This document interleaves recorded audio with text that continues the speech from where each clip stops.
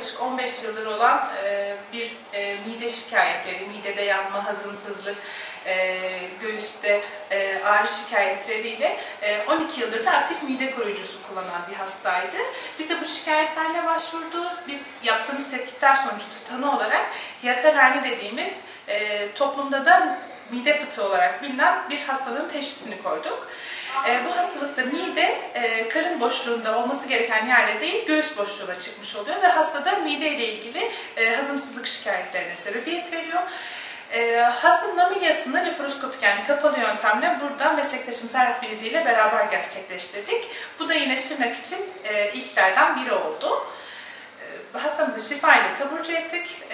Bu ve benzeri şikayetlerle olan bütün hastalar bize başvurabilirler. İstanbul, Ankara, Diyarbakır, Van neyse Şırnak'ın da o seviyeye gelmesini arzu ediyoruz. Bunun için de meslektaşlarımla beraber ekipçe çaba harcıyoruz. Yaklaşık 15 senedir mide problemlerim vardı.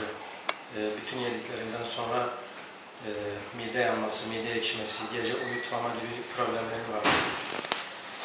Birçok kez doktorlara başvurdum. Sadece ilaç veriyorlardı ve mide koruyucu veriyorlardı.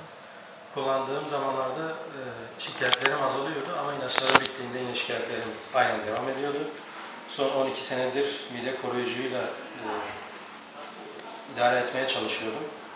En son hastanemize başvurdum. Serhat Hocam'la ve İkbil Hocam'la tanıştım. Yapılan endoskopi sonucu mide fıtığım olduğu teşhisi konuldu.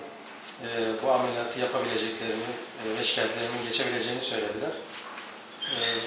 Ben de kendilerine güvendim. Kendi memleketime, hastaneme güvendim.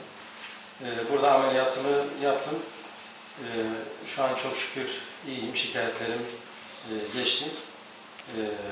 Kendilerine çok teşekkür ediyorum. İmkanlarımız gittikçe gelişmektedir.